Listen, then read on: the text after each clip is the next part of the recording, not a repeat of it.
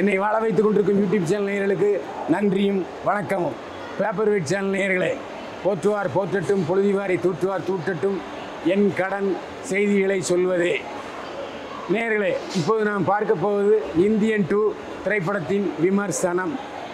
Indian 2 உலகநாயகன் Kamal Haasan, Rakul breath Singh, Samuthirakani, தம்பி ராமையா, ஜெகன் மற்றும் பலர் நடித்திருக்கிறார்கள். ரவிவர்மன் ஒளிப்பதிவு செய்திருக்கிறார். பாபா பாஸ்கர் நடனம் அமைத்திருக்கிறார். அனிருத் ரவிச்சந்திரன் இசையமைத்திருக்கிறார். கதை, திரைக்கதை, வசனம் எழுதி இயக்கியிருக்கிறார் ஷங்கர். லைகா புரொடக்ஷன் சார்பில் சுபாஸ்கரன் தயாரிப்பு மேற்பார்வை தமிழ் கோர்மன் செய்திருக்கிறார். இந்தியன் 1 படத்தில் பார்த்தோம் இல்லையா, கமலஹாசன் ஊழலை ஒழிப்பதற்காகவே அவதாரம் எடுத்திருக்கிறார். அவருடைய மகனையே கொன்று விடுவார் ஊழலில் இருக்கிறதுனால. அப்பேற்பட்ட நடுநிலையாளர், நேர்மையாளர். இந்த படத்தில் ஆரம்பத்தில் சித்தார்த், பிரியா பவானி சங்கர், ஜெகன் ஆகியோர் ஒரு யூடியூப் சேனல் நடத்துகிறாங்க. யூடியூப் சேனலில் அந்த நகரத்தில் நடக்கிற எல்லா அவலங்களையும், துயரங்களையும், மக்கள் சந்திக்கிற வேதனைகளையும் எடுத்து போடுறாங்க. குப்பை ரோடு பூரா கிடக்குது, அதை ரோடு லாரியில் எடுத்துகிட்டு போகிறாங்க, வழியில் பூரா சிந்துது. உடனே ஜெகன் சித்தார்த்துடைய கூட்டாளி போய் கேட்பார், ஏன்பா இப்படி சிந்திட்டு போகிறேன்னா, ஏய் படா இதுவே அதிகம், லோடு அதிகமாக இருக்குது தெரியுமில்ல, போப்பா சூப்பர்வைசர் போய் சொல்லு அப்படின்னு சொல்லுவார். அதாவது அரசு ஊழியர்களும் செய்ய தெரியாமல் விழிக்கிறார்கள். அப்புறம் பார்த்தா நேராக அந்த குப்பை போடுற கிடங்கே போய் கேட்டால், சார் ஒரு நாளைக்கு இத்தனை ஆயிரம் லாரி வருது, இங்கே இடம் இல்லை, நாங்கள் பார்த்தீங்களா எவ்வளோ கஷ்டப்பட்டுட்டு இருக்கோம், கொண்டு போடத்தான் செய்கிறோம், என்ன பண்ணுறது, 30% கமிஷன் கேட்குறார் மந்திரி அப்படிங்கிறார். இங்கே திமுக அரசை, இப்போதைய அரசை கிழிச்சிட்டாங்க. அதுக்கப்புறம் மருந்துகள், போலி மருந்துகள் தயாரிக்கிறது, விற்பனை ஆகிறது. இதில் எத்தனை போலி மருந்துன்னு யாருக்குமே தெரியாது. அதே மாதிரி அதாவது தகுதி இல்லாதவர்களுக்கு எம்பிபிஎஸ் சீட்டு கிடைக்குது. 1.5 கோடி ரூபா கொடுத்து சீட்டு வாங்குகிறாங்க.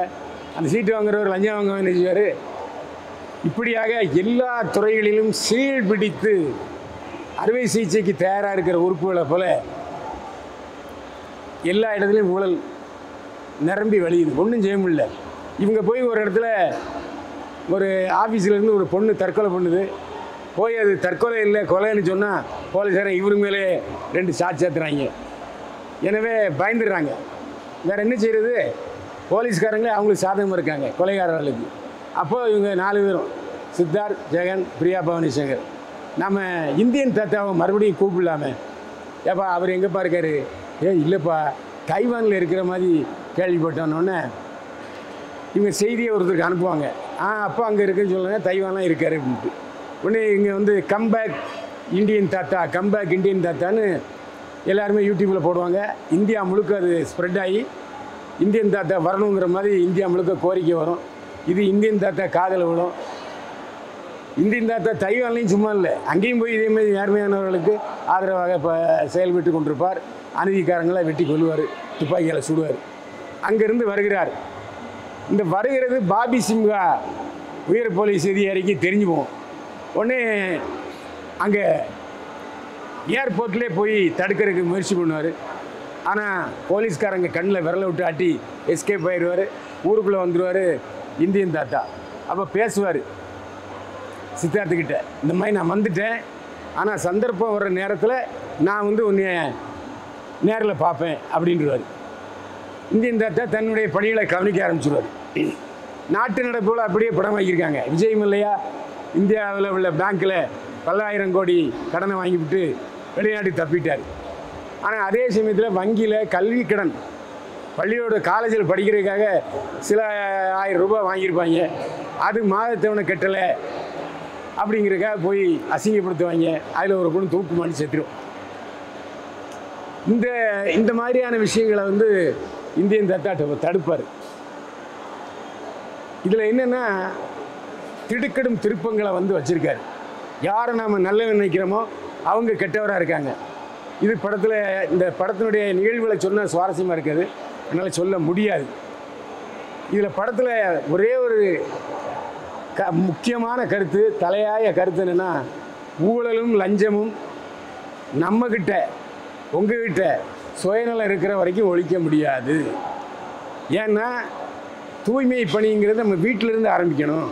லஞ்சமும் ஊழலும் நம்ம வீட்டிலேருந்து ஒழிக்கிறது வீட்டிலேருந்து ஆரம்பிக்கணும். வீட்டில் யாராவது லஞ்சம் ஊழல் வாங்கிட்டு இருந்தாங்கன்னா அவங்கள நீதிமன்றத்தில் இருக்கிறவங்க தண்டனை கொடுக்கணும்.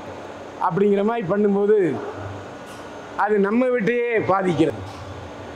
அப்போ மற்றவங்க நம்மளை தூஷமாக பேசுகிறாங்க, வருமா இல்லையா? அப்படிப்பட்ட சூழலில் இவர்கள் பாதிக்கப்பட்ட உடனே மற்ற எல்லாம் வந்து இருந்திருந்து இப்படி அம்மாவை காமிச்சு கொடுத்துட்டியே, அப்பாவை காமிச்சு கொடுத்துட்டியே, மச்சானை காமிச்சு கொடுத்துட்டியேன்னு எல்லாரும் சண்டைக்கு வராங்க. அப்போ என்ன ஆகுது? இந்தியன் தாத்தா கெட்டவராகிறார். எந்த மக்கள் கம்பேக்குன்னு சொன்னாங்களோ அதே கோபேக்குன்னு இந்தியன் தாத்தாவை சொல்கிறாங்க. ஏன் இப்படி நடந்ததுங்கிறது தான் கதை. அருமையாக சொல்லியிருக்காரு. இந்த படத்தில் ரெட்டை அர்த்த அவசரம் கிடையாது. ஆனால் மாநில அரசு மத்திய அரசு சகட்டு மேனிக்கு திட்டுன்னு திட்டிருக்காரு. ஏன்னா லஞ்சம் வந்து வீடு முதல் காடு வர பறையிட்டு, இதில் எந்த அரசும் வித்தியாசம் இல்லை, எல்லா அரசுலையும் ஊழல். அதாவது இந்த படத்தை ரெட் ஜெயின் மூவிஸ் வாங்கியிருக்காங்க, ஆனாலும் திமுக அரசை கிளின்னு கிழிச்சிருக்காரு சங்கர். எப்படி நம்ம மோடியை கம்பேக்குன்னு சொன்னோமோ அதேமாதிரி கோபேக்குன்னு சொல்கிற சூழ்நிலையும் வந்திருக்கு, அதையும் காமிச்சிருக்காங்க. அதே மாதிரி செவ்வாய் கிரகத்தில் போய் வீடு வாங்குறதுக்கு ஒரு விஞ்ஞானி கோடீஸ்வரன் ட்ரை பண்ணுறாரு, அதை போய் தடுக்கிறாரு. இந்த மாதிரி நிறைய விஷயங்கள் படத்தில் இருக்குது. அதாவது சங்கர் விடாத விஷயம், அதாவது சங்கர் திரைப்படத்தில் சொல்லாத விஷயம்னு பார்த்தீங்கன்னா கொஞ்சம் போல தான். அதாவது மாநில அரசுக்கும் மத்திய அரசுக்கும் சவுக்கடி கொடுத்துருக்கிறார் சங்கர். அதாவது கமலஹாசன் ஒரு கட்சியுடைய தலைவராக இருக்கார், மக்கள் நீதி மைய கட்சி தலைவர். ஆனால் அவர் அதையிலிருந்து வந்து அதையும் தாண்டி படத்தினுடைய பாத்திரமாக மாறியிருக்கிறார். ஏன்னா அவர் சார்ந்த இந்தியன் கூட்டணியும் திட்டியிருக்காரு, அவர் சார்ந்து இருக்கிற திமுக அரசையும் திட்டியிருக்காரு கமலஹாசன். அதில் எந்த பாகுபாடும் இல்லை. இந்த படத்தை பொறுத்த வரைக்கும் கமலஹாசன் இந்த வயசில் கிட்டத்தட்ட 10 மாறுபட்ட வேடங்களை செஞ்சுருக்காரு, பிரமாதப்படுத்தியிருக்காரு. மேக்கப் மட்டுமல்ல, ஒவ்வொரு படத்துக்கும் வித்தியாசமாக காமிச்சு மாடுலேஷனில், வே ஆஃப் ஸ்டைல், அப்புறம் நடக்கிறதுல கூட வித்தியாசம் காமிச்சிருக்காரு கமலஹாசன். அதாவது நடிப்பு பல்கலைக்கழகம் என்றால் அது நடிகர்கள் சிவாஜி கணேசனுக்கு தாண்டி கமலஹாசனை சொல்லலாம். அட்டகாசமான நடிப்பு, ரணகலம் பண்ணியிருக்காரு கமலஹாசன், அதில் எந்த சந்தேகமும் இல்லை. இந்த படத்தில் பிரியா பவானி சங்கருக்கு ஜோடி கிடையாது, ஆனால் சில நல்ல விஷயங்களை வசனமாக பேசுகிறாரு. தனக்கு ஜோடி இல்லை, டான்ஸு இல்லைங்கிறவொன்னே ப்ரொமோஷனுக்கு வரலையோ என்னமோ தெரியல, ஆஸ்திரேலியாவில் தன்னுடைய பாய் ஃப்ரெண்ட் ராஜ்வேலோட சுற்றிட்டு இருக்காரு பிரியா பவானி சங்கர். ரகுல் பிரீத் சிங் முதல்ல ஒரு சீன் வருவார், அப்புறம் வந்து முதல் சீனில் சித்தார்த்தை திட்டுவார், அப்புறம் சித்தார்த்த வழிக்கு அவர் வருவார். இப்படி சேஞ்சஸ், மனம் ஒரு குரங்குங்கிறது நல்லா காமிச்சிருக்காரு சங்கர். அதேமாரி சமுத்திரக்கனி அருமையான ஒரு லஞ்ச ஒழிப்புத்துறை அதிகாரியாக வர்றாரு. ஆர்ப்பாட்டம் இல்லாமல் அழகாக நடித்திருக்கிறார் சமுத்திரக்கனி. தம்பி ராமையா ஒரு பெரிய அதிகாரியுடைய வீட்டுக்காரராக வர்றாரு. அதாவது வீட்டு மாப்பிள்ளையாக இருக்கவங்க எப்படி இருப்பாங்க அந்த மாதிரி அடங்கி ஒடுங்கி இருக்கிறாரு. ஆனால் பாதிக்கப்படுகிற பொழுது, தன்னுடைய மனைவி பாதிக்கப்படுகிற பொழுது பொங்குறார், கடல் அலையாக பொங்குறார், சுனாமியாக பொங்குறார். அந்த கட்டம் ரொம்ப சூப்பராக இருக்குது. தெலுங்கடியர் பிரம்மானந்தம் ஒரே ஒரு காட்சியில் வருவார், 3வது பாட்டில் வர்றாரா என்னமோ தெரில. 2 சீனில் வந்தாலும் அட்டகாசமான அரங்கு, அப்படியே சுற்றி பார்க்க வச்சு விட்டார் அரங்க அமைப்பாளர். அவரும் 3 சீன் தான் வர்றாரு, ஆனால் தன்னுடைய தனி பாணியில் நம்மளை கவர்றாரு எஸ்.ஏ. சூர்யா. அவரும் 3வது பாட்டுக்கு காத்திருக்காரா என்னமோ தெரியல. இந்த படத்தில் ஒளிப்பதிவாளர் ரவிவர்மன் அட்டகாசமான ஒளிப்பதிவு. இது வரைக்கும் பேன் இண்டியாவில் படம் பார்த்ததெல்லாம் பார்த்தீங்கன்னா வறுமை, ஒரு சிவப்பு கலர் மட்டும் தெரியும், வேறு கலரே தெரியாது. அப்படி ஒரு அடித்தள வண்ணக்கலையை கொடுத்துருந்தாங்க. இதில் அப்படி இல்லை, அழகாக எல்லா நிறங்களும் தெரிகிறது. அரங்குகள் பிரம்மாண்டமாக இருக்குது. அது மட்டும் இல்லை, ஒரு காட்சி, ஒரு 40 வெளிநாட்டு அழகிகளுடன் ஒரு இந்தி நடிகர் ஆடுற டான்ஸ் இருக்குது. அந்த டான்ஸுக்காகவே ஒரு 2-3 தடவை பார்க்கலாம். அவ்வளவு கவர்ச்சி, ஆபாசம் அல்ல, கவர்ச்சி. இன்னொரு தடவை பார்க்கலாம் அப்படிங்கிறது தோணுது. ஆபாசம் இருந்தால் ஒரே சீனோட முடிஞ்சு போகும். ஆனால் கவர்ச்சி என்றால் திரும்ப திரும்ப பார்க்க தூண்டும். அந்த மாதிரி நடன காட்சி பாபா பாஸ்கர் நடனமாக வைத்திருக்கிறார், அட்டகாசம். அதுமாதிரி பீட்டர் ஹெயின், சில்வா ஆகியோர் சண்டை அமைத்திருக்கிறார்கள். ஒவ்வொரு சண்டை காட்சிக்கும் வித்தியாசமான சண்டை காட்சிகள் அசத்துகிறார். நடனமும் டான்ஸும் ஒரு என்டர்டெயின்மெண்ட் படத்துக்கு என்னென்ன தேவையோ அதை விட அதிகமாகவே இருக்குது. அதே மாதிரி இந்த படத்தில் பிரம்மாண்டமான அரங்குகளை நிர்மாணித்த கலையரங்க ஆர்ட் டைரக்டரையும் பாராட்டி ஆகணும். இந்த படத்தை பொறுத்த வரைக்கும் சின்ன வேஷங்கள் கூட எல்லாருமே மிகச்சிறப்பாக செஞ்சுருக்காங்க. சங்கரை ஏன் திரும்ப பாராட்டணும்னு சொன்னால், ஸ்க்ரீன் பிளேயில் மாறுதல் ஏற்படுத்தியிருக்காரு. ஒரு சீனோட தொடர்ச்சி அடுத்தா போகிறோம், இடையில வேற ஒரு சீன் வரும், அந்த சீனுக்கு அப்புறம் அடுத்த தொடர்ச்சி வரும். அதெல்லாம் நல்லா புரியும்படியாக செஞ்சுருக்காரு. அதே மாதிரி இந்த படத்தினுடைய இசையமைப்பாளர் அனிருத், அவரும் இந்த தாத்தா வர்றாருங்கிறது வெளியில் ஆடியோவில் கேட்கும்போது சுமாராக இருந்துச்சு. ஆனால் பிக்சரைசேஷனும் அந்த பாட்டும் கேட்கும்போது பிரமாதப்படுத்தியிருக்காரு. அதில் டான்ஸ் எல்லாம் சித்தார்த் எங்கேயோ போயிட்டார், அருமையாக இருக்குது. அதாவது ஒரு நிறைவான பொழுதுபோக்கு படத்தையும் கொடுத்துருக்கிறார், ஒரு அருமையான பாடத்தையும் சொல்லியிருக்கிறார் சங்கர். அதுக்காக பாராட்டணும். எல்லா படங்களுமே சங்கர் படத்தில் ஒரு பாடமும் இருக்கும், படமும் இருக்கும். அந்த மாதிரி தான் இந்த படத்துலையும் கொடுத்துருக்காரு. எந்த இடத்துலையும் லேக் இல்லை. கொஞ்சம் ரிப்பீட்டடாக அதே சீன், அதாவது பழிவாங்கல்ல ஒரே சீன் திரும்ப வரும்போது கொஞ்சம் லேசாக போர் அடிக்கிற மாதிரி உணர்வு வருது. மற்றபடி லாஜிக் எரர்ஸ் கொஞ்சம் அதிகமாக தான் இருக்குது. ஒரே ஒரு மனிதர் எல்லாரையும் போட்டு தூக்கி சாப்பிட்றாரு.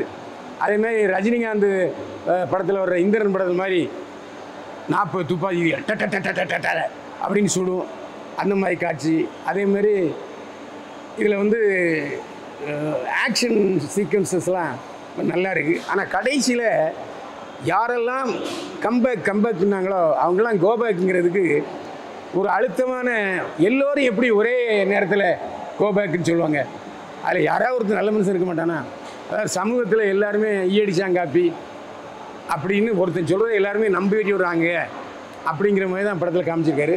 அந்த சேஞ்ச் ஆஃப் மைண்டை இன்னும் கொஞ்சம் கிளாரிஃபிகேஷனை சொல்லியிருந்தாருன்னா இன்னும் ரொம்ப நல்லாயிருக்கும். டக்குன்னு சாயிர பக்கம் சாயிர செம்மறியாடுகள் மாதிரி மக்கள் மாறிவிட்டார்களே, அது ஏன் என்று கேட்க தோன்றுகிறது.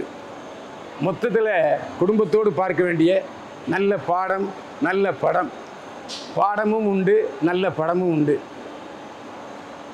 பொழுதுபோவருக்கு அருமையான படம் இந்தியன் 2. குடும்பத்தோடு போய் தியேட்டரில் பாருங்கள். மீண்டும் சந்திப்போம். வாழ்க வளமுடன்.